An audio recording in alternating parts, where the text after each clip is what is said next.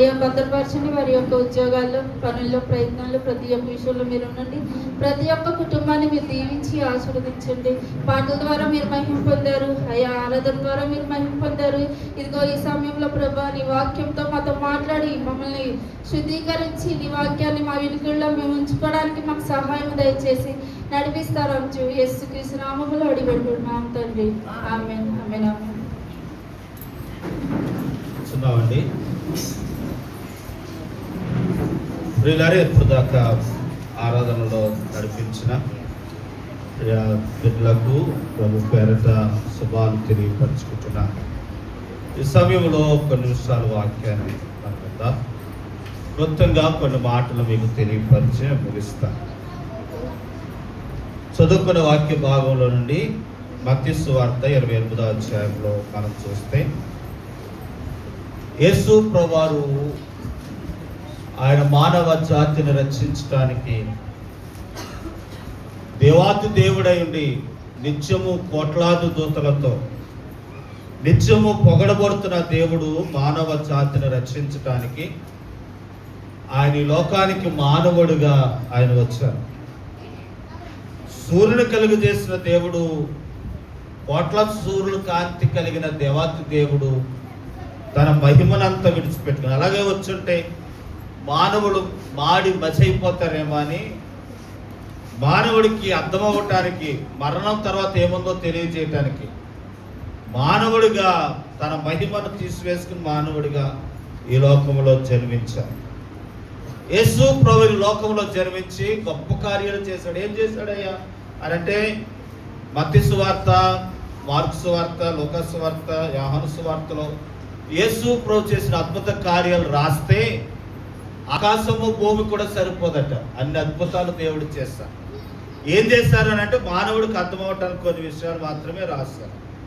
ఏమిటయ్యానంటే గుడ్డివారికి కనులు ఇచ్చారు, మోగవారికి కనులు ఇచ్చారు, మోగవారికి నోరునిచ్చారు, చోటు వారికి ఇనికనిచ్చారు, గుడ్డివారికి కాళ్ళనిచ్చారు.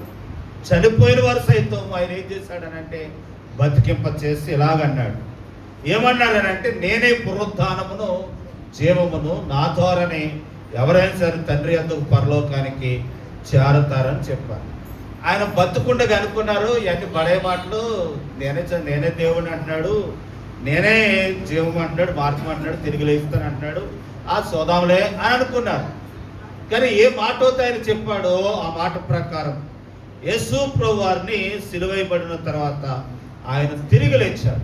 ప్రియులారా, యేసు ప్రభు వారిని ఎందుకు చంపారు అని అంటే యేసు ప్రభు వారు ప్రేమించటం ఎలాగో నేర్పించాడు, ఎలాగో భక్తి చేయాలో నేర్పించుతా ఉన్నాడు, ఎలా మాట్లాడాలో నేర్పిస్తా ఉన్నాడు, ఎలా ప్రవర్తించాలో నేర్పిస్తున్నాడు. ఈ లోకం శాశ్వతం కాదు, శాశ్వతమైనది పరలోకము అనేది నేర్పిస్తూ ఉంటుంటే యేసు ప్రభు వారు అలా చెప్తా ఉన్నారని ఆయన మాటలకు అనేక మంది ఆకర్షిత అవుతూ ఉంటున్న సమయంలో ఇంకా ఉన్నవారు కూడా ఆకర్షిత అయిపోతారేమో అని యేసయ్యను ఏం చేశారనంటే చంపేశారు. కానీ వాళ్ళు చంపాలని కాదు, కానీ దేవుని ఏర్పాటు ప్రకారం మానవుల కొరకు రక్తము సిందించవలసి అల చెల్లించవలసి ఉంది కాబట్టి ఆయనకు అందుకే యేసు ప్రభువు ఏమంటారంటే నా ఇష్టపూర్వకంగా నేను ప్రాణం పెడుతున్నానన్నారు. కానీ ఎవరో చంపుతాం కాదు, ఇష్టపూర్వకంగా పాప పరిహార్థం కొరకు ఆయన తన ప్రాణాన్ని పెట్టారు. సరే సిలువేశారు. ఆయన కొట్టిన ఎంత కొట్టాలంత కొట్టారు. ఫ్యాషన్ ఆఫ్ క్రైస్ట్ అనే సినిమా ఒకటి ఉంది. ఫ్యాషన్ ఆఫ్ క్రైస్ట్ అనే సినిమా చూడండి. అందుట్లో చాలా యూదులు ఎలా కొడతారు, ఎలా జీవిస్తారు అనేది స్పష్టంగా తీశారు ఆ సినిమా. యేసు ప్రభువారిని ఎలా కొట్టారు అనేది దాంట్లో చూపించారు. ప్రియులారా, ఆయన కొడతా ఉంటుంటే, పగపట్టి కొడతా ఉంటుంటే శరీరంలో అవన్నీ దిగిపోయేలా లాగుతూ ఉంటుంటే కండలుగా ముక్కలుగా వచ్చింది. ఆయన ఉదయం 9 గంటల నుండి మధ్యాహ్నం 3 గంటల వరకు ఆయన హింసిస్తారన్నారు. 3 గంటలకు ప్రాణం ఇరిచిన తర్వాత అయినా బతుకున్నాడో చచ్చిపోవడం అని చూద్దామని ఒక బొట్టుడు వెళ్ళి బల్లెం తీసుకుని దొక్కల్లో ఇలా పొడిచాడట. ఇలా పొడిస్తే అప్పటికే పొద్దు నుంచి కొరడాలతో దెబ్బలు తిట్టాడేమో, శరీరంలో ఉన్న రక్తం అంతా కూడా ఏమైందనంటే కారిపోయి గాయాలలో, చేతులలో నుండి, కాళ్ళల్లో నుండి, తలలో పెట్టిన ముళ్ళ కిరీటం నుండి, తల్ల ఉన్న ఆ ముళ్ళ కిరీటం ఆ తలలో ఉన్న రక్తం అంతా ముళ్ళ కిరీటాలంతా కారి శరీరం అంతా రక్తము కారి మొత్తానికి ఆయన బల్లెపోటు ఎవరో పొడిచినవాడికి భటుడు పొడిచినవాడికి ఇక చనిపోయాడురా అని చెప్పి ఎక్కడో అక్కడ వదిలిపెట్టి వెళ్ళిపోయాడు. మేము నీతో ఉంటాం, నీతో ఉంటాం, మీతో ఉంటాం, ఓసన్నా జయము, ఓసన్నా జయం, ప్రభు పేరట వచ్చేవాడు జయం అని చెప్పిన వాళ్ళందరూ యేసయ్యను విడిచిపెట్టి వెళ్ళిపోయారు. కానీ కూడా మాత్రం కొంతమంది ఉన్నారు. ఆ ఉన్నవారు ఎవరనంటే ప్రియులరా, యోహాను ఒక్కడవుతే ఆ అరిమతయ యేసోబు అని ఒక ఆయన ఉన్నాడు. ఆమె ఏ పేరు? అరిమతయ యేసోబు. ఆయన ఎవరనంటే ఆ రోజుల్లో గవర్నమెంట్ ఉద్యోగస్తుడు. ఈ గవర్నమెంట్ ఉద్యోగస్తుడు ఆ అధికారి పిలాతు దగ్గరికి వెళ్ళి, అయ్యా యేసు ప్రభువారి దేహాన్ని నాకు ఇవ్వండి, నేను ఆయనను పాతి పెట్టుకుంటాను, నేను సమాధి కార్యక్రమం చేసుకుంటానంటే, ఇప్పుడు యేసు ప్రభువారు ఆ రోజుల్లో ఆయన బందిపోటు అని లెక్కమాట. చూడండి, ఎవరైనా నక్సలైట్ ఉన్నారనుకోండి, వారు మా బంధువు అండి, మా స్నేహితుడు అంటే కనుక ఆ వ్యక్తులు కూడా ఏం చేస్తారు? లోపలేస్తారు. అటువంటి పరిస్థితి యేసు ప్రభు పరిస్థితి. ఏమి పాపము చేయకపోయినా ఆయన ఒక బందిపోటు దొంగ అని ముద్రించిన ఆ ప్రభు నాకు కావాలని కోరుకుని తన సమాధిలో తన కొరకే తొలిపించుకున్న సమాధిలో యేసయ్యను పెట్టి వెళ్ళాడు. కానీ సమాధిలో పెట్టడానికి పర్మిషన్ ఇచ్చారు, లోపల పెట్టారు. అప్పుడు ఆ పిలాతు ఆ భటులు అన్నారు, రే బాబు ఆయన లెగిస్తానన్నాడు రా, మళ్ళీ ఇదిగో ఇంతవరకు ఆయనకున్న జనాభా కంటే తిరిగి లేచాడంటే ఇంకా ఆయన వెనకాల జనాలు ఏమవుతారు? పడతారు రా బాబు. అలాగోతే ఆయన ఒకవేళ లెగిసినా లోపల బతికినా బతుకుతాడు రే ఆయన. కాబట్టి బతికినా బయటకు రాకుండా ఉండటానికి పెద్ద రాయి ఒకటి అయింది అన్నారట. అవి ఏమయ్యాలంట? ఎందుకు రాయి అనంటే ఒకవేళ లేచిన ఆ రాయిని ఏం చేయలేడు? దొరిలించడు. ఒక్కడి వల్ల అవ్వదు కదా, చాలా మంది వేశారట ఆ రాయిని సమాధి మీద. మరి ఒక్కడి వల్ల అవ్వదు కాబట్టి మళ్ళీ లెగిసిన మళ్ళీ దాంట్లో లేచి కుళ్ళిపోయి మళ్ళీ ఏమవుతాడనంటే చచ్చిపోయి కుళ్ళిపోతాడనే ఉద్దేశంతో పెద్ద రాయి వేశారట. ఒరే బాబు రాయి కలుపుతాడు రో బాబు ఈయన అని చెప్పి రాయి కదలకుండానట్లు గొలుసులతో కట్టారట. ఒరే బాబు గొలుసులు కూడా తెంపేసుకుంటాడు రా బాబు అని ఆ గొలుసులకు ముద్ర వేసి కాపలాదారులు పెట్టారట. కాపలా రాయి వేసిన గొలుసులతో కట్టిన ఆయనను కాపలా పెట్టి బయటకు రాకుండా చేద్దామని చేసిన ఆయన తిరిగి లేవకుండా ఎవరు కూడా ఆపలేకపోయారు. దేవునికి స్తోత్రం. ఈ లోకంలో సమాధులు చాలా ఉన్నాయి. యేసు ఆదాము కానుండి నేటి వరకు అన్ని సమాధులు కూడా ముయ్యబడ్డాయి. కానీ యేసు ప్రభు సమాధి మాత్రం ఒకటేమైందనంటే తెరవబడి ఉంది. ఆయన తిరిగి లేకుండా చేయటానికి రాళ్ళు ఆపలేకపోయినాయి, గొలుసులు ఆపలేకపోయినాయి, ముద్రలు ఆపలేకపోయినాయి. భటులు కాపలా కాసేవారు ఆయన తిరిగి బయటకు రావటానికి ఆ కాపలాదారులు ఆపలేకపోయారు. ఇంకో విషయం చెప్పనా, రాయి మరియా పెద్ద మార్త, చిన్న మార్త, పొడుగు మార్త, పొట్టు మార్తలందరూ కలిసి మరియాలందరూ కలిసి సమాధి కాడికి వెళ్ళారండి. అప్పటికే రాయి ఏమైందనంటే దొర్లింపబడి ఉందని మనము 28వ అధ్యాయం మత్తయి సువార్తలో చదువుకున్నాం. అసలు రాయి లేకుండా ఆయన బయటకు రాగలడు. ఎవరు ఎలా చెప్పగలుగుతున్నాం అని అంటే, శిష్యులందరూ పేడగదిలో కూడి ఉండగా నిరాశలో దుఃఖంలో ఉన్నప్పుడు ప్రియులారా యేసయ్య వారు తలుపులన్నీ వేయబడి ఉండు, కానీ వారి మధ్యలోనికి వెళ్ళి వారి మధ్యలో నిలిచేమన్నాడు అని అంటే మీకు సమాధానము. కనుక తలుపులన్నీ మూయబడి ఉండగా లోపలికి వెళ్ళగలను దేవుడు ప్రభు రాయి తొరలించుకోకుండా రాయి లేకుండా బయటకు రాగలడు. ఎందుకు రాయి తొలగించబడ్డదనంటే ఆయన ఇక్కడ లేడు, నేను ఇక్కడ లేను అని తెలియపరచడానికి ఆయన ఏమి తొలగించబడ్డదనంటే రాయి తొలగించబడింది. ఈ వాక్యాన్ని, ఈ సందర్భాన్ని వింటున్న దేవుని బిడ్డలారా, యేసు ప్రభువారు మరణాన్ని జయించారు. ఆయన తిరిగి లేచినట్లుగా, ఆయన బతికినట్లుగా మనలను ఆయన విశ్వాసం ఉంచిన వారు కూడా తిరిగి రేపుతాడు. కొన్ని మాటలు తగ్గడగా చెప్పి నేను ప్రార్థన చేస్తాను. చూడండి ప్రియులారా, యేసు ప్రభువారు మరణాన్ని జయించడం వలన వచ్చిన ఆశీర్వాదాలు ఏంటో 1 కొరింథీయులకు రాసిన పత్రికలో మనం చాలాసార్లు చదువుకుంటాము. మరొకసారి మీకు చూపిస్తాను. ఓ మరణమా నీ ముల్లెక్కడ? ఓ మరణమా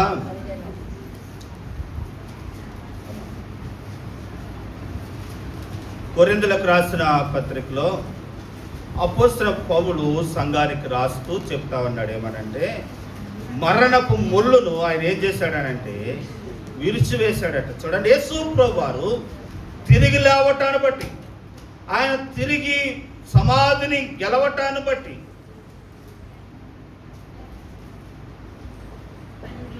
ఆమె 15:55 చదవండి. 15:55. ఓ మరణమా నీ విజయం ఎక్కడ? ఓ మరణమా నీ ముల్లెక్కడ? మరణపు ముళ్ళు పాపముకున్న బలము ధర్మశాస్త్రమే. అయినను మన ప్రభువైన యేసు క్రీస్తు మూలముగా మనకు జయం అనుగ్రహిస్తున్న దేవునికి కాగా నా ప్రియ సహోదరులారా,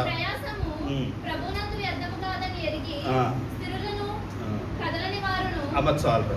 ఓ ఓ ఓ మరణమా, ఓ మరణమా నీ ముల్లెక్కడ? నీ విజయం ఎక్కడ? ఓ మరణమా నీ ముళ్ళు?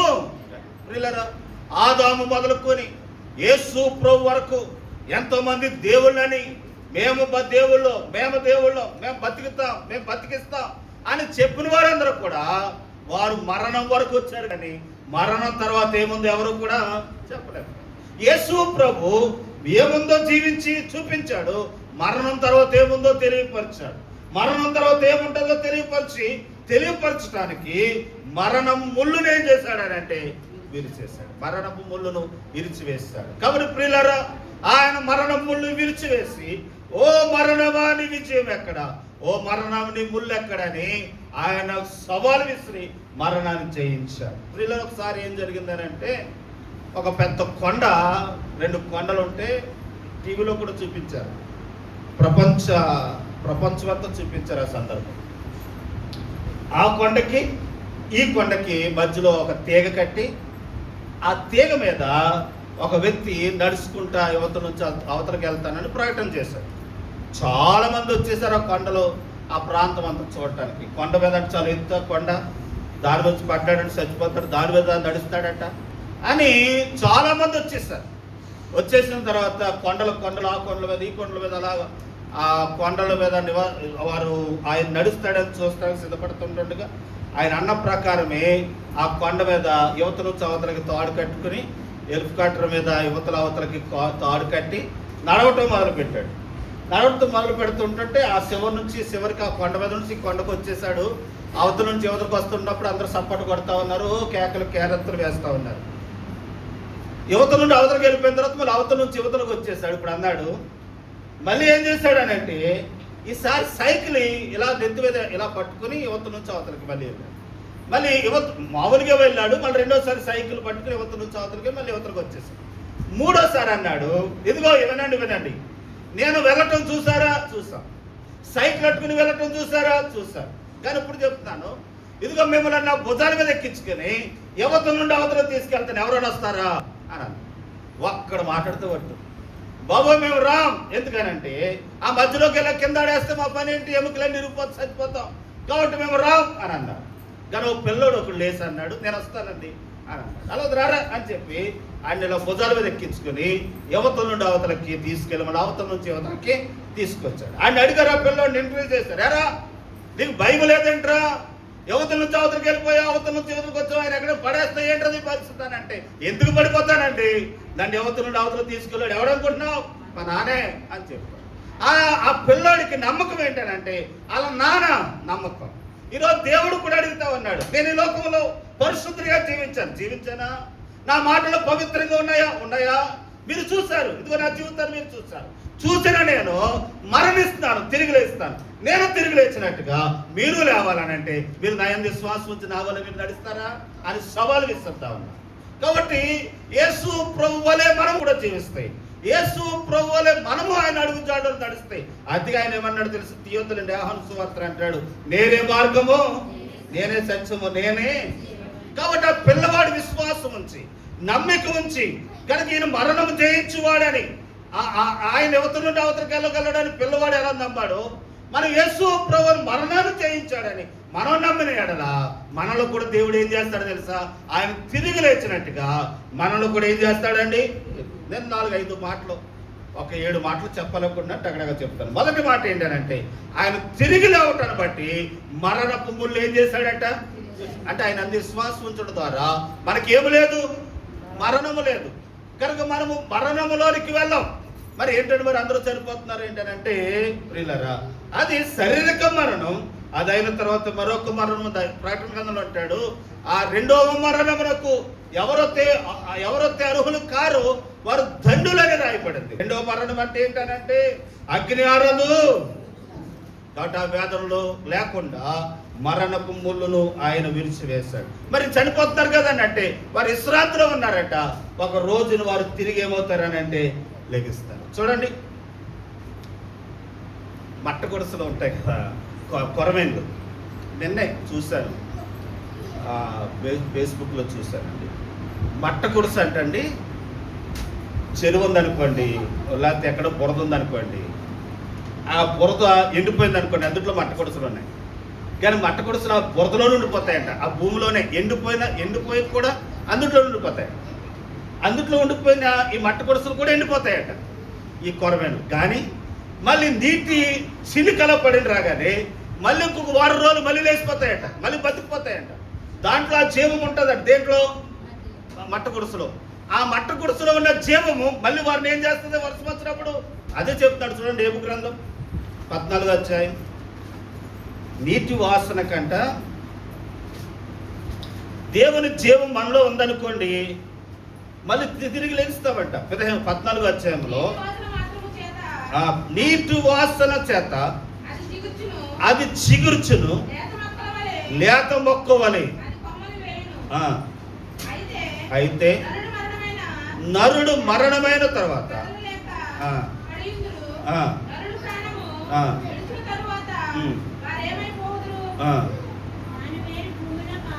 దాని ఏరు భూమిలో పాతదైపోయినను, అందుట్లో సిక్కుపోయినను నీటి వాసన చేత మళ్ళీ ఏమవుతుందట? నీటి వాసన చేత చెట్టు ఎలా వద్దు చిగురిస్తుందో, లేకపోతే నాసు ఎలా చిగురిస్తుందో. ఎందుకు చిగురించిందనంటే ఆ నాసులో ఎండిపోయినా ఏం దాగుంది చెప్తలేదండి. అందరూ ఒకసారి దేవుని స్తోత్రం. హల్లెలూయా.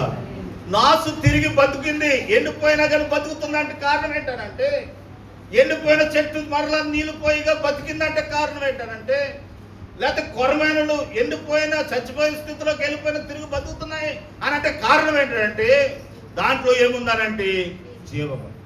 ఆ జీవమే క్రీస్తు ప్రభువారు. యేసయ్య ఎవరిలోకి ఉంటాడో, ఎవరినైతే నమ్ముతారో, ఎవరైతే విశ్వాసం ఉంచుతారో ఆయన జీవం వారిలో ఉంటుంది. వారు తిరిగి ఏమవుతారనంటే ప్రభు వచ్చినప్పుడు తిరిగి లెగిస్తారు, వారు బతుకుతారు. ప్రభు చెప్పాడు, నేను తిరిగి లేచాను, నేను మిమ్మల్ని తిరిగి నేను కొన్ని మాటలు తగ్గడా చెప్పి నేను ప్రార్థన చేస్తానని ప్రియులారా, క్లుప్తంగానే చెప్తాను, తప్పుగానే చెప్తాను. 8 మాటలు రాసుకున్నాను, సమయం ఎంత ఉంటే అంత చెప్తాను, తర్వాత నేను ముగిస్తాను. మొట్టమొదటి మాట ఏంటంటే ఆయన తిరిగి లేవటాన్ని బట్టి మనం నమ్మటానికి ఆధారం ఏంటంటే ఆయన చనిపోయి తిరిగి లేచాడు. తిరిగి లేవటాన్ని బట్టి వచ్చిన ఆశ్రయం ఏంటంటే మరణపు ముళ్ళుని ఏం చేశాడు? అంటే ఆయన విశ్వాసం ఉంచిన వారికి ఏమి లేదు, మరణం లేదు. ఇది నమ్మటం వల్ల వస్తుంది. అమ్మ దీనికంటే ముందు ఒకసారి టెస్లోనికి రాసిన పత్రిక 4వ అధ్యాయము ఇక్కడ చాలాసార్లు చెప్పుకుంటా, ఎవరైనా చనిపోయినప్పుడు కంపల్సరీ చదివిస్తాం. 4:13 చదవరా. సహోదరులారా, నిరీక్షణ లేని ఇతరుల వలె నిద్రించున్న వారిని గురించి మీకు తెలియకుండా మాకు ఇష్టం లేదు. యేసు మృతి పొంది తిరిగి లేచినని మనము నమ్మిన ఎడల అదే ప్రకారం యేసునందు నిద్రించిన వారిని దేవుడు ఆయనతో కూడా ఏం చేస్తాడంటే, ఈ భాగంలో చదివితే నాకు 3 మాటలు అర్థమైంది. క్రీస్తు అంటే ఆర్భాటముతోనూ ప్రధాన శబ్దంతో తిరిగి వస్తారని. ఆమె చూడండి, తూర్పు నుంచి వస్తాడని రాయబడింది. తూర్పు ఉదయిస్తాడని రాయబడింది. తూర్పు నుంచి వస్తారండి. వచ్చినప్పుడు కొన్ని దూతలేమో కుడి పక్కన ఉంటాయంటే, కొన్ని దూతలేమో ఎడం పక్కన ఉంటాయి. కుడి పక్కన ఉన్న దూతలు బోరబోదగా క్రీస్తు యేసునందు మృతులందరూ వారందరూ కూడా తిరిగి లెగిస్తారండి. ఆ తదుపరి ఈ రోజే కనుక యేసయ్య వస్తే ఈ రోజు ఉదయం వెళ్ళి ఎవరి పేర్లో అక్కడ చదివి ప్రార్థన చేసి వచ్చామో వారందరూ ఏమవుతారని అంటే లెగిస్తారు. వారి సమాధిలో నుండి మహిమ శరీరం ధరించుకుని లెగిస్తారు. లెగిసిన తర్వాత వారితో పాటుగా మనము కూడా మహిమ శరీరం ధరించుకుని వెళతాం, ఏకంగా ప్రభు దగ్గరికి వెళతాం. ప్రియులారా గమనించండి, ఇలాగ వెళ్ళాలి అని అంటే ఇక్కడ 3 మాటలు నేను గమనించాను. మొదటిది ఏంటంటే క్రీస్తు ఆర్భాటముతో ప్రధాన దూత శబ్దంతో దిగొచ్చినట్టు తిరిగి లేవాలని అంటే చేయవలసిన పని ఏంటనంటే చదువుకున్న మాటలో మనం గమనిస్తే ఏంటనంటే క్రీస్తు మృతు పొంది తిరిగి లేచినని మనం ఏం చేయాలి? నమ్మాలి. నమ్మితే ఏమవుతాం? తిరిగి లేస్తాం. ఇప్పుడు ఏం చేయాలి? ఈ నమ్మకానికి ఏమైనా డబ్బులు ఖర్చుందా? ఏమైనా ప్రయాస ఉందా? ఏమైనా ఎత్తుకోవాలని ఎత్తు కదా? ఏమైనా ప్రయాసపడాలా? ఈ ప్రయాస ఏం పడక్కర్లేదు. ఇదిగో ఆ తాడు కట్టుకుని యువత నుంచి అవతరికి వెళ్ళేవాడు ఎలాగొత్త నేను తీసుకెళ్తానని కల్లారుగా చూసి కూడా వారు పిల్లోడు ఎలాగొత్త నమ్మాడో, ఈరోజు మనము కూడా యేసయ్య కార్యాలు చూసి ఆయన తిరిగి లేచాడని నమ్మి మనము ఆయన ఎందుకు మనం తిరిగి లేపుతాడని నమ్మితే ఆయన తిరిగి లేచినట్టుగా మనల్ని ఏం చేస్తాడు? తిరిగి లేపుతాడు. మన నమ్మకమే ఆ నమ్మకాన్ని బట్టి దేవుడు మనల్ని ఏం చేస్తాడట? తిరిగి లేపుతాడు. కాబట్టి ప్రియులారా, 1 నమ్మాలి. 2 ఏం చేయాలనంటే ప్రియులారా, రెండోది ఏం చేయాలంటే మేము ప్రభు మాటను బట్టి మీతో చెప్పినది ఏమనగా ప్రభు రాకడ వరకు సజీవులు నిలిచి మనం నిద్రించుతున్న వారికంటే ఆయన సన్నిధికి ఆర్భాటముతోను ప్రధాన శబ్దముతోను దేవుని బోధతో పరలోకము నుండి ప్రభు దిగివచ్చు. క్రీస్తునందున్న మృతులైన వారు మొదట ఆ మీదట సజీవులే నిలిచి ఉండు మనము వారితో కూడా ఏకముగా ప్రభు సన్నిధికి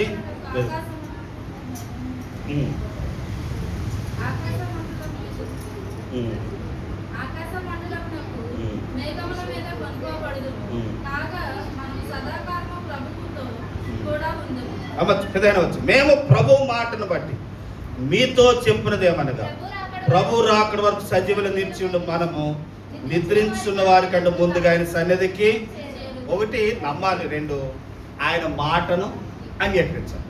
ఆయన మాటను ఏం చేయాలండి? వినాలి. ఆయన మాట ప్రకారం జీవించాలి. ఎవరంతా అలా జీవిస్తారో తిరిగి లేస్తారు. 2 మూడోది ఏంటంటే ఆయన వస్తాడని ఎదురు చూడాలి. కనుక వస్తాడు కదా అని మనం ఇష్టానుసారంగా జీవించకూడదు. ఒక ఆయన పొలం చాలా ఉంటే పాలేరుకి అప్పచెప్పి, బాబు నేను అమెరికా వెళ్తున్నాను కాబట్టి ఇదిగో ఈ పొలం పంట ఇలా చేయాలి, పలానా టైంలో ముందు వేయాలి, పలానా టైంలో అది చేయాలి అదని బాధ్యతలు అప్పచెప్పేసి నీకు ఏది కావాలంటే అది మా ఇంట్లో తీసుకో, నా ఇల్లు మొత్తం అప్పచెప్తున్నాను, ఫ్రిడ్జ్లో ఉన్నాయి, నీకు ఏది కావాలంటే అది తీసుకో, భోజనం కావాలా, మాసాలు కావాలా, నేను ఆర్డర్ ఇచ్చాను, నీ ఇష్టం తిను అన్నాడు. సరే అయ్యగారండి మీరు ఏం చెప్తే చేస్తానులేండి అని చెప్పేసి అప్పచెప్పేసిన తర్వాత ఆయన వెళ్ళిపోయిన తర్వాత ఇంక వీడి ఇష్టం ఇవన్నీ ఉన్నాయేమో ఇంక ఇవన్నీ పట్టుకుని స్నేహితులు అందరూ కేకేసుకుని నేను ఇప్పుడప్పుడే రాడని చెప్పి వండటం, తినటం, తిరగలాడుతూ, తందనాడుతూ వీడు ఇష్టం వచ్చినట్టుగా ప్రవర్తిస్తుంటున్నప్పుడు ఆయన అనుకోకుండా అకస్మాత్తుగా వచ్చేసినప్పుడు బైబిల్లో ఉన్న సరే కథ ఇది, వెంటనే వచ్చేసిన ఆయన ఏం చేశాడనంటే నేను ఇచ్చిన పని చేసావా అని అంటే రేపు చేద్దాం అనుకున్నాడట, తర్వాత చేద్దాం అనుకున్నాడట, ఇప్పుడప్పుడే రాడు కదా అనుకున్నాడట. అనుకున్న ఆ వ్యక్తి రావాల్సి వచ్చిన ఆయన ఇప్పుడప్పుడే రాకూడదు వచ్చేసిన దాన్ని బట్టి పని పూర్తి కాక వాడిని కొట్టి విలపల అంటే అగ్నిలో పడవేశారు. కాబట్టి ప్రభు ఎప్పుడు వస్తాడో మనకు తెలియదు. ఆయన రాక మునిపే మన పని మనం ఏం చేయాలి? సంపూర్ణము చేయాలి. మన పని మనము నెరవేర్చే వారంగా ఉండాలనే విషయాన్ని తెలియపరుస్తుంది. అట్లయితే నీ పని నువ్వు నెరవేర్చావా? అట్లయితే రక్షణ అనే అనుభవంలోకి వచ్చావా? అట్లయితే మారు మనసు పొందావా? అట్లయితే నీ పాపాలు విడిచిపెట్టావా? నీ పాపాలు విడిచిపెట్టుకోకుండా ఇంకా సిద్ధపడుకోకుండా నీవు అలాగే ఉంటే యేసయ్య వస్తే, యేసయ్య వచ్చిన తర్వాత ఆయన రక్షించబడితే తీసుకెళ్తాడు, రక్షించబడకపోతే నరక అగ్నిలోనికి ఇలా చెప్తాం.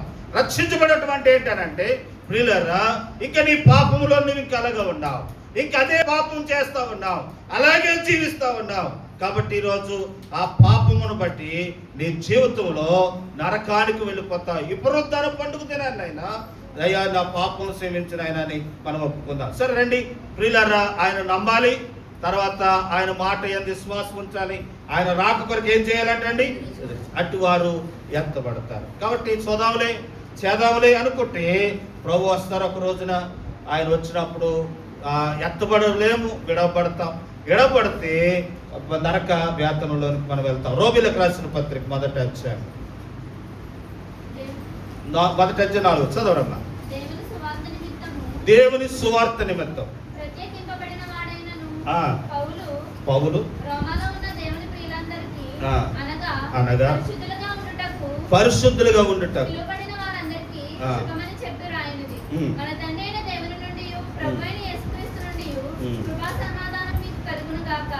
దేవుడు తన కుమారుడును మన ప్రభువైన యేసుక్రీస్తు విషయమైన ఆ సువార్తను పరిశుద్ధ లేఖనములందు తన ప్రవక్తల ద్వారా ముందు వాగ్దానం చేసెను.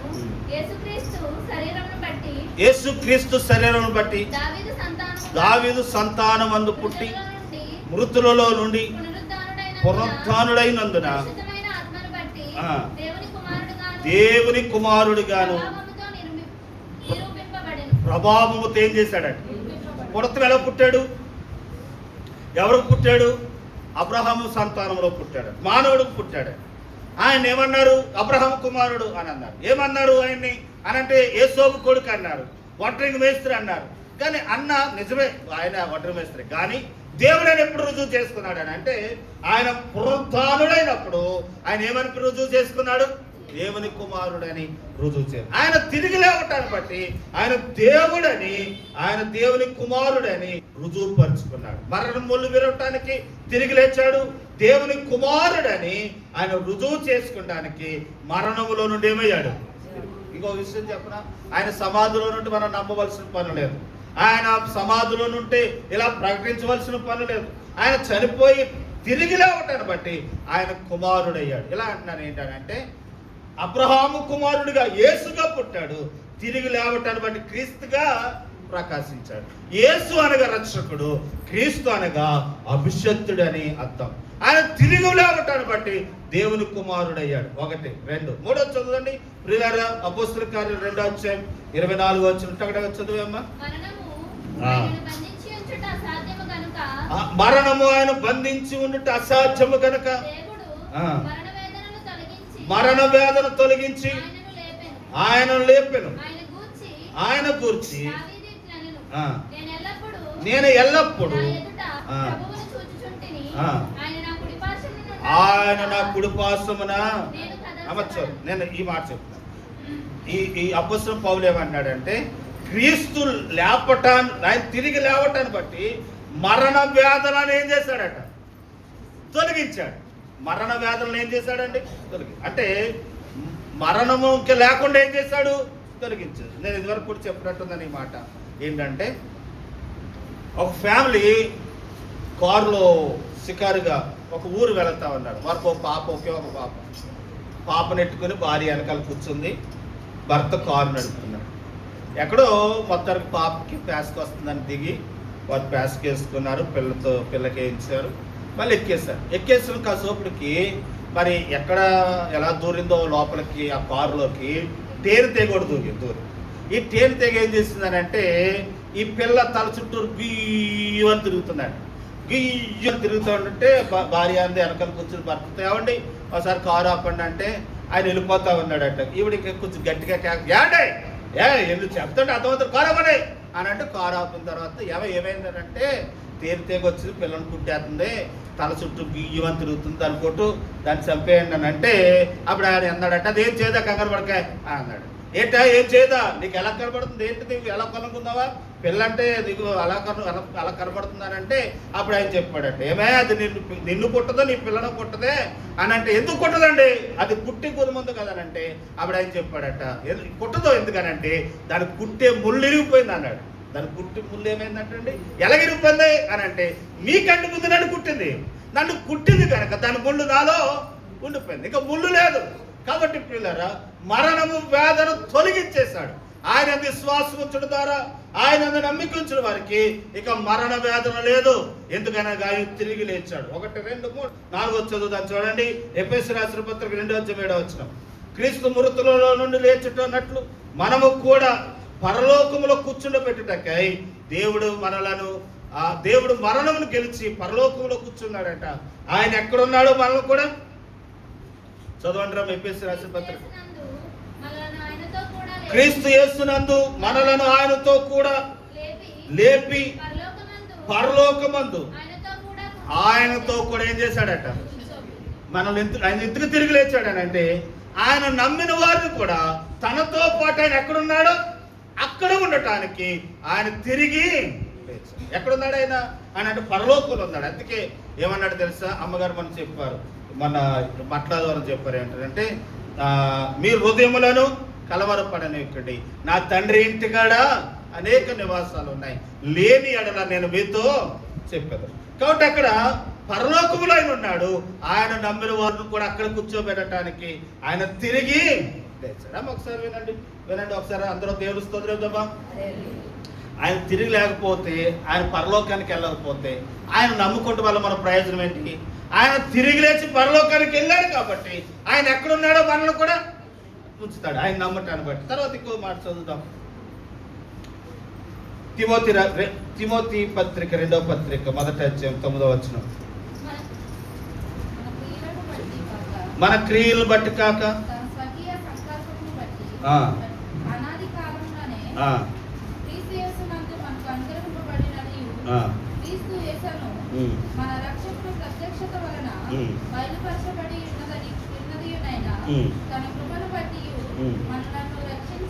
మనలను రక్షించి పరిశుద్ధ పిలుపుతో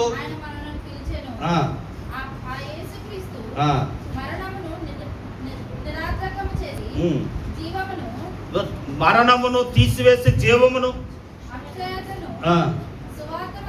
సువార్త వలన వెలుగులోనికి. ఇప్పుడు ఏం చెప్తున్నాడు తెలుసు ప్రియులారా? మరణమును కొట్టివేసి, మరణ పాశములను తీసివేసి, మరణము తీసివేసి మానవుల్లో ఏం పోసాడట? జీవం పోసాడట. ఆయన తిరిగి లేవటాన్ని బట్టి, మనం ఆయన విశ్వాసం ఉంచడాన్ని బట్టి మనలో ఏం పోసాడు? మన ఎవరు ఇప్పుడు సైంటిస్టులు చేసే పని ఏంటి తెలుసా?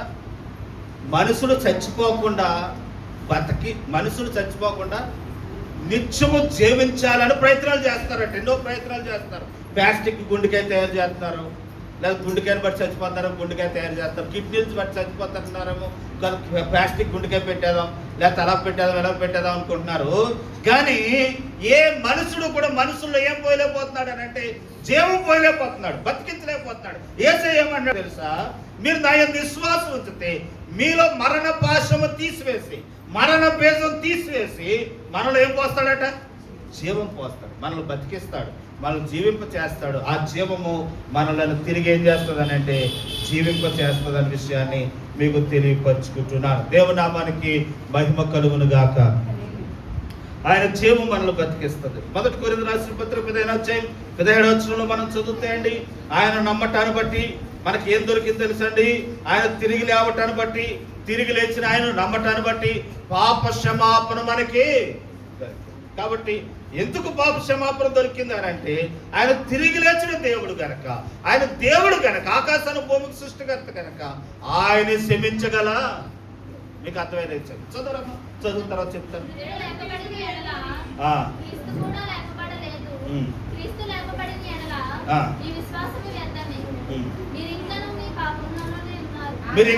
మీరు పాపములోనే ఉన్నారు.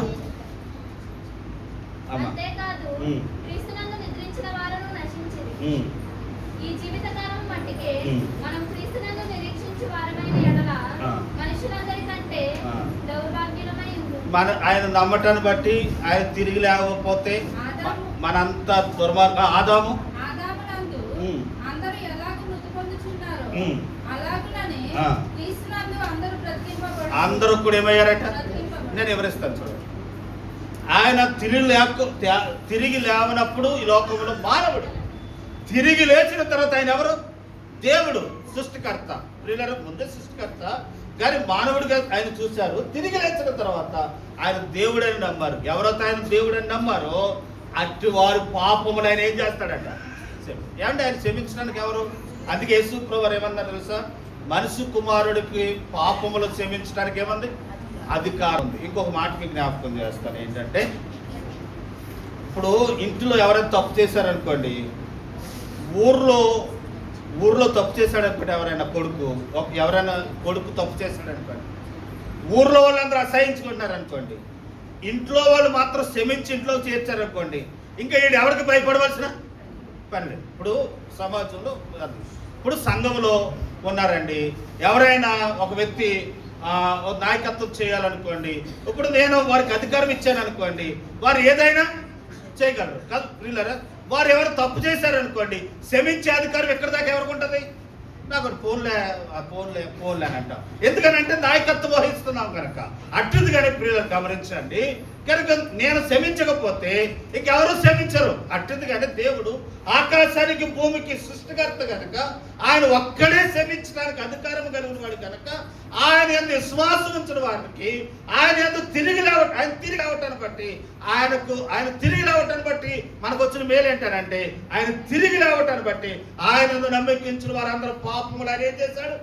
క్షమించాడు. ఆయన అందరూ నమ్మకించిన వారిని క్షమించాడు అనే విషయాన్ని తెలియపరుస్తా ఉన్నాను. కాబట్టి ఆయన తిరిగి లేవలేకపోతే ఆయన పాపములు క్షమించడానికి అధికారము లేదు. ఆయన తిరిగి లేచాడు కనుక ఆయన మన పాపములు ఏం చేశాడు? క్షమించాడు అనే విషయాన్ని తెలియపరుస్తున్నాను. చివరికి అపొస్తలుల కార్యాల్లో క్రీస్తు యేసు మృతులలో లేచటం వలన ఆయన మరలా వచ్చినని మనకేమొస్తుందనంటే నిశ్చయమవుతా ఉంది. ఆయన వెళ్ళాడు కాబట్టి మళ్ళీ ఏం చేస్తాడు? వస్తాడు. వెళ్ళాడు కాబట్టి వస్తాడు. అపొస్తలుల కార్యం 17:31 ఆ మాట చదువుతున్నాం. ఆయన వెళ్ళాడు పరలోకానికి, మళ్ళీ వస్తానన్నాడు. వస్తాడు కాబట్టి ఆ నిరీక్షణతో మనం ఏం చేయాలండి? ఎదురు చూడాలి. ఆయన తిరిగి లేవకపోతే మనకి ఈ నిరీక్షణ ఉండదు. ఆయన తిరిగి లేచాడు కాబట్టి మనకి ఈ నిరీక్షణ దొరికింది. ఏంటంటే ఆయన వెళ్ళాడు, మరలా వస్తాడు. చివరగా క్రీస్తు ఆయన పునరుత్థానుడి ద్వారా తిరిగి లేవటాన్ని బట్టి వచ్చిన మేలు ఏంటంటే, సర్వ సాతాను శక్తుల మీద దేవుడు మనకి ఏమి ఇచ్చేసాడనంటే అధికారాన్ని ఇచ్చేసాడు. ఆమె ఏమి ఇచ్చాడమ్మా? ఇప్పుడు సాతాను గాడు ఆడంటండి బైబిల్లో ఏమని రాయబడిందంటే పాముతో పోల్చాడు. సాతాను గాడంటే సిలువలో సాతాను దేవుడు ప్రభు ఏం చేశారంటే వాడి తలకే సెదకొట్టేశాడట, కానీ తోక మాత్రం ఊపుతున్నాడట, తలక ఏమైంది? సెదుకు. కాబట్టి ఈరోజు పిల్లారా, వాడు సాతాను గాడు సెదకొట్టేశాడు కనుక వాడికి పళ్ళు లేవు కనుక వాడు మనల్ని ఏమీ చేయలేడు. ఎందుకనంటే వాడిని మన ప్రభు వాడి తలకాయ ఏం చేశాడు? సెదకొట్టాడు కనుక ఆ సాతాను శక్తుల మీద కూడా దేవుడు మనకి ఏమి ఇచ్చాడనంటే అధికారాన్ని ఇచ్చాడు. కాబట్టి నేను ముగిస్తానండి. వీళ్ళు ఆయన తిరిగి లేవటాన్ని బట్టి సాతాను ఓడించాడు, దాన్ని చెదగొట్టాడు. ఆయన నమ్మిన వారి విషయంలో కూడా సాతాను మీద దేవుడు మనకి ఏమి ఇచ్చాడనంటే జయమునిచ్చాడు. కాబట్టి ఈరోజు పునరుత్థాన దినమందు మనం నేర్చుకుందాం, ఆయన తిరిగి లేవటాన్ని బట్టి మనకు వచ్చిన ఆశ్రదం ఏంటంటే మరణము ముళ్ళు లేదు, మరణాన్ని జయించాడు. ఆయన నమ్మిన వారికి కూడా మరణము లేదు. ఆయన తిరిగి లేవటాన్ని బట్టి దేవుని కుమారుడని రుజువు చేసుకున్నాడు. ఆయన తిరిగి లేవటాన్ని బట్టి మరణ వ్యాధులు లేకుండా తొలగించాడు. ఆయన తిరిగి లేవటాన్ని బట్టి ప్రియులారా మృతులలో నుండి ఆయన తిరిగి లేవటాన్ని బట్టి ఆయన ఉన్న స్థలంలో మనల్ని కూర్చోబెట్టడానికి ఆయన తిరిగి లేచాడు. తర్వాత చూస్తున్నాం ప్రియులారా మనం నూతన జీవితాన్ని కలుగు చేయటానికి ఆయన తిరిగి లేచాడు. మనము ప్రియులారా తర్వాత మనం చూస్తున్నాం మృతులలో నుండి ఆయన మనల్ని తిరిగి లేపాడు కనుక మనం ఆయనతో పాటు ఉండబోతా ఉన్నాం. ప్రవర్తన కలిగి మన పాపములు ఆయన క్షమించాడు. ఇక నుంచి పాపము చేయకుండా నీతిగా జీవిద్దాం. ఆయన తిరిగి లేవటాన్ని బట్టి ప్రియులారా మనకు మరలా వస్తాడని నిశ్చయిత ఉంది. ఆయన తిరిగి లేవటాన్ని బట్టి ఆయన మనకు జయమును అనుగ్రహించాడు. పాపం మీద సాతాను మీద జయమునిచ్చాడు. ఇచ్చిన ప్రభువుని స్తుతిస్తూ ఆయన సన్నిధానంలో దేవుని కనపడతాం. అట్టి కృప దేవుడు మనకు సహాయాన్ని దయచేయను గాక. ఆమె ప్రియులారా దేవుడు మనకి ఇచ్చిన భాగ్యాన్ని బట్టి ఎంత భాగ్యం, ఎంత ఆశ్రదం దేవుడు మనకి ఇచ్చిన దాన్ని బట్టి దేవుని స్తుతించి ఆయన మరలా వస్తామన్నాడు. మనం ఎంతబడే వారిగా మనం ఉందాం. ఈ పునరుద్ధరణ శక్తిని మనం పొందుకుందాం. అట్రీతిగా దేవుడు మనకి సహాయం దయచేసేలాగున దేవుని సహాయాన్ని కోరుకుందాం. అందరూ ఒకసారి దేవుని స్తోత్రం ఇవ్వండి. ఐగుప్తు దేశం కానానికి వెళ్ళిపోతారు, రేపు వెళ్ళిపోతారు. యోర్దాను నది ఎదురైంది. అప్పుడు అక్కడ మాట్లాడతాడు, ఏమంటాడంటే యోర్దాను నది అంటే మరణం, అది దాటాలంటే మీరు ఏం చేయాలి తెలుసా? మందస్సు మీ భుజాల మీద ఎట్టుకుని దాన్ని వెంబడించండి అన్నాడు. మందస్సు ఎదురెళ్తుంటే వారు వెనకాల మీరు దాన్ని చూసుకుంటే వెళ్ళిపోతాం అంటున్నప్పుడు వారు యోర్దాను నది నీటి మీద నడుచుకుంటూ వెళ్ళిపోయారు, మరణాన్ని దాటి వేశారు. ప్రియులారా ఆ మందసం ప్రభునకు సాదృశ్యంగా ఉంది. ఆ ప్రభును చూసుకుంటూ మన విశ్వాస జీవితాన్ని కొనసాగిస్తాయి. ఒకరోజు మనకు కూడా యుద్ధాన్ని మరణం వస్తుంది. ఆ మరణాన్ని సులువుగా దాటేసి మనం అవతలకు వెళ్ళిపోతాం, కారణానికి వెళ్ళిపోతాం. అలాగూ ప్రభును చూసుకుంటూ సాగుదాం. అట్టి కృప దేవుడు మనకు సహాయం చేయను గాక. తల వచ్చుదాం, కళ్ళు మూసుకుందాం, ప్రార్థించుదాం. ప్రియులారా, ఆలోచిద్దాం ఒకసారి. యేసు ప్రభు తిరిగి లేవటాన్ని బట్టి మనకు వచ్చిన ఆశీర్వాదాలు ఏంటో చూసాం. మరణపు ముళ్ళును ఆయన ఇరిచేశాడు. మనకు మరణం ఆయన విశ్వాసం ఉంచిన వారికి లేదు. మనం చనిపోయిన విశ్రాంతిలో ఉంటాం, తిరిగి లెగిస్తాం. ప్రభు వచ్చినప్పుడు ఎత్తబడతాం.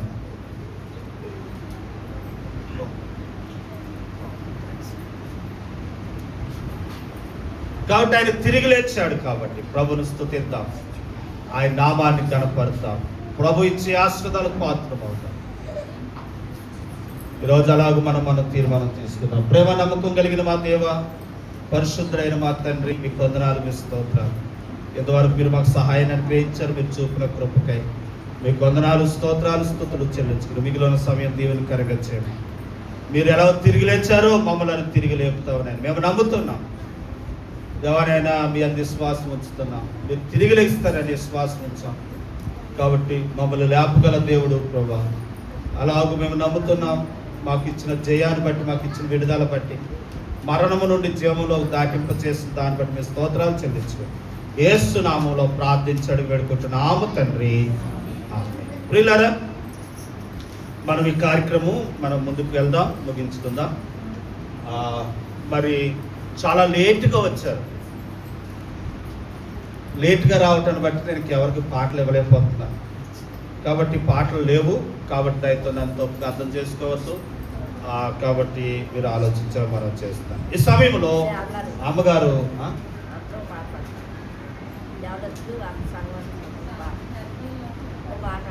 అమ్మా ఇంకా ప్రియులను గమనించండి.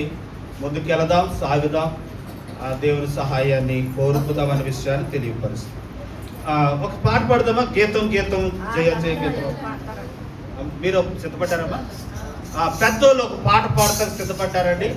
వారికి ఒక అవకాశం ఇద్దాం. కాబట్టి వారికి సమయం ఇద్దాం. వారు నిలబడి చక్కగా ఉద్యోగంగా సంతోషంగా పాట పాడతారు. ఆర్కెస్ట్రా వారు ముందుకు రండి. వారు ఈ వాయించాలని కోరుతా ఉన్నాం. కాబట్టి వారు సహకరించారు. అమ్మ లేవంటారు, లేవాలి, సమయం పాపం.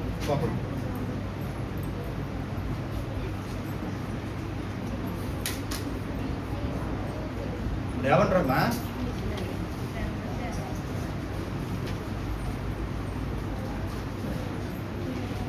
సియోను సంఘ పిల్లలు పెద్దవారు ఒక పాట పాడతాకి సిద్ధపడి రండి. మరి ఇంకా పేర్లను పిలిస్తే బాగోదు. రాగలను వారు అందరూ పాట రాకపోయినా నిలబడతాకైనా రండి. ఈ పండగ పూట సంతోషంగా ఆనందంగా దేవుడు మనకి పరిస్థితి. ఇదిగో అమ్మ, ఎవరు తీసుకోండి.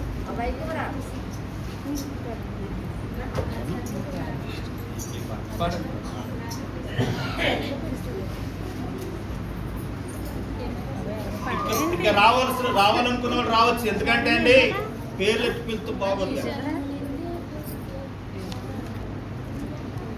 అనుక్షణము నిన్నే కొలుతూ పునరుద్ధానుడా, అనుక్షణము నిన్నే కొలుతూ పునరుద్ధానుడా, పునరుద్ధానుడా, పరిశుద్ధుడా, పునరుద్ధానుడా, పరిశుద్ధుడా, అనుక్షణము నిన్నే కొలుతూ పునరుద్ధానుడా, అనుక్షణము నిన్నే కొలుతూ పునరుద్ధానుడా.